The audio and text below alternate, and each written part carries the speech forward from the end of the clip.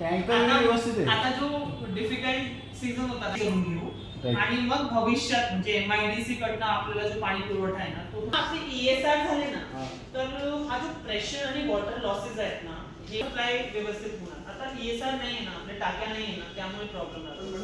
ही एक टाकी आता प्रोसिजर म्हणजे येते त्यामुळे आम्ही डिस्टर्ब आहे पूर्ण कल्याण ईस्ट आता 2 टाक्या चालू केलेलं काम पार्शली 27 मिनिट्स पार्शली क्वालिफाय दोन आता नवीन जे ईएसआर आहेत आणि 2 ईएसआर मला वाटतं आपली मीटिंग मध्ये बंद होते ते पण मळेकरांना मानेरच्या सरांना माहित आहे बंद आहे ते ते चालू झालं की मी लगेच फक्त पाईपलाईनचं काम बंद ठेवलं ते पण तुम्ही मला परवानगी दिली तर ती पण चालू करू. जो कल्याण पूर्व आहे त्याच्यात डिस्टर्ब आहे सर्वजण याच्याकडे पूर्ण प्रेशर सर्वांवरती काय होतं माहिती का आज तिसरा मला दुसऱ्या मला होते ना पाणी थोडे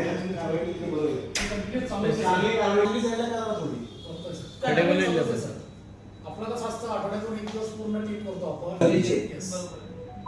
अभी एक्चुअली हमने जो कर डिपार्टमेंट से लोग आगे कार्य को मॉनिटर करते हैं थोडासा म्हणजे याला सिस्टम आपण त्यामुळे कसं थोडासा व्यवस्थितरित्या करून घेतलं ना सिस्टमॅटिक तर ते बरोबर मग रस्त्यांची पूर्ण हे देतो.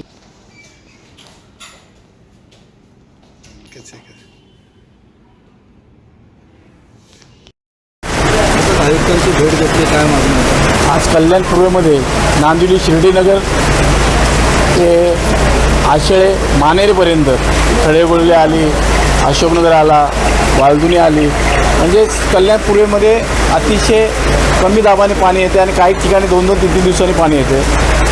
या ठिकाणी कल्याण पूर्वेमध्ये जवळजवळ 39 लाख प्रेशरने पाणी त्या ठिकाणी सोडलं पाहिजे तरच लोकांना पाणी मिळेल.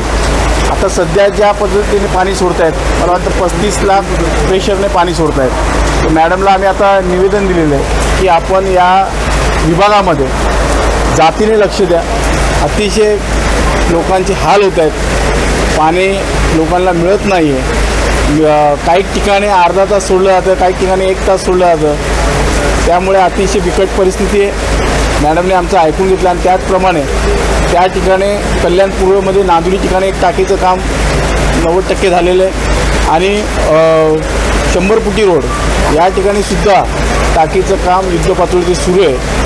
मॅडमचं असं म्हणणं आहे की आपण अमृत योजना अंतर्गत 2 जलद गतीने काम सुरू करतो आहे आणि ते काम आपण डिसेंबरपर्यंत पूर्ण होईल अशा पद्धतीचं कामाचा वेग वाढवतो आहे जेणेकरून कल्याण पूर्वेची पाण्याची समस्या कायमस्वरूपी बंद होईल, म्हणजे पाणी सुरळीत मिळेल अशा पद्धतीचं काम महापालिकेच्या माध्यमातून करण्यात येईल असं त्यांनी श्वासती दिलेली आहे.